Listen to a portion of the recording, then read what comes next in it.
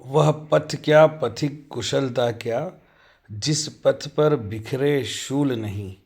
नाविक की धैर्य परीक्षा क्या, यदि धाराएं प्रतिकूल नहीं। दोस्तों, साथियों, अभिभावकों और विद्यार्थियों से आदर नमस्ते। इस जिंदगी का जो राह है, जिंदगी का जो रास्ता है, इसमें हमें जो लक्ष्य प्राप्त करना है, मंजिल प्राप्त करनी है, वो उसी तरह है जिस तरह के एक नदी में या समुद्र में धाराओं के विपरीत नाविक कुशलता पूर्वक अपनी नाव चलाते हुए अपने लक्ष्य पर पहुंचता है। जीवन के रास्ते में कांटे, कठिनाइयाँ और परेशानियाँ, अभाव हमेशा सदियों से आते रहे हैं। जीवन चाहे किसी भी स्तर का हो, हमारी पद प्रतिष्ठा, हम किसी भी स्तर का जीवन जी रहे हो, चाहे हम गरीब हो, अमीर हो, कमज़ोर हो, दुबले हो, लेकिन परिस्थितियों का सामना मन की ताकत से किया जाता है। शरीर की ताकत बाद में काम आती है। इसलिए अपने संकल्प को मजबूत बनाएं, मन को मजबूत बनाएं और दो तीन चीज़ों का विशेष करके ध्यान रखें जो स्वास्थ्य के लिए बहुत ज़रूरी है।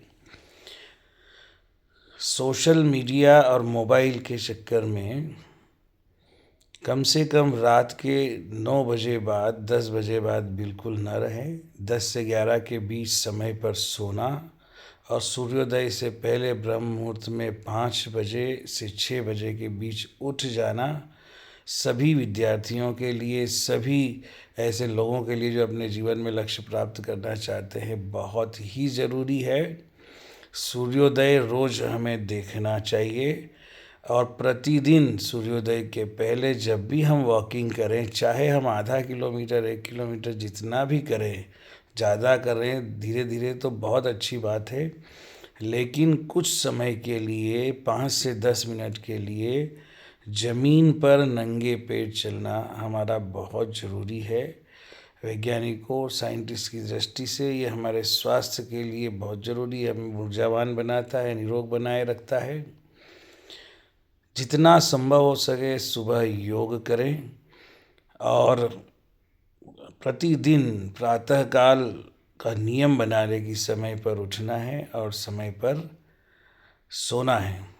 हमारी परेशानी है कि हम समय पर सोते तो नहीं हैं, लेकिन समय पर जागना हमारी मजबूरी होती है, विशेषकर विद्यार्थियों के लिए, क्योंकि स्कूल का समय तो निश्चित होता है, लेकिन सोने का समय निश्चित नहीं होने के कारण, उचित नहीं होने के कारण बच्चों की जब तक आँख में तकलीफ नहीं होती तब तक मोबाइल में लगे रहते हैं और फिर सोते हैं करीब 11 बजे, 12 बजे, 12:30 बजे, और नींद पूरी नहीं होती है। माता पिता द्वारा जगा दिया जाता है और स्कूल में आने के बाद वो कंसंट्रेट नहीं हो पाते, एकाग्र नहीं हो पाते, विभिन्न प्रकार की परीक्षाओं में सफल नहीं हो पाना और सीख नहीं पाना, यह भी इस आदत का बहुत बड़ा सबूत है, प्रमाण है।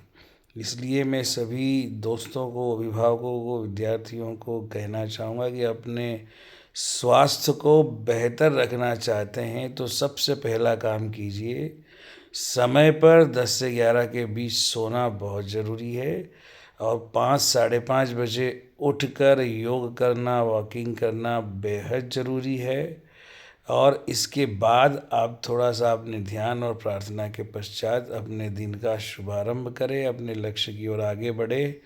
मन में निराश कभी ना हो, निराश होने की ज़रूरत ही नहीं है। निराश तो केवल वो होते हैं जो शारीरिक, मानसिक और आर्थिक रूप से दूसरों पर निर्भर होते हैं। हमारा शरीर, हम शरीर के लिए अगर दूसरों के ऊपर डिपेंड नहीं है तो समझ लीजिए हम स्वस्थ है।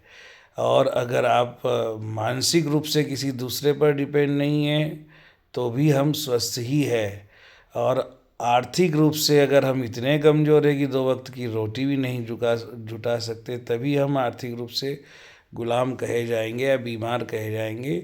इसलिए हम ना तो शारीरिक रूप से, न मानसिक रूप से, न आर्थिक रूप से अस्वस्थ है। इसलिए स्वास्थ्य लाभ लेते हुए निरंतर उत्तम स्वास्थ्य के लिए अपना जीवन जिए। उत्तम स्वास्थ्य सफलता की कुंजी है। शरीर से सगा जीवन में दूसरा कोई नहीं होता।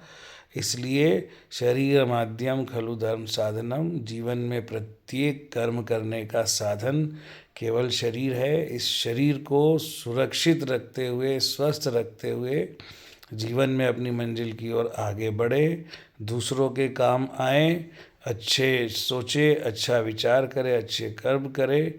आपका दिन शुभ हो। धन्यवाद।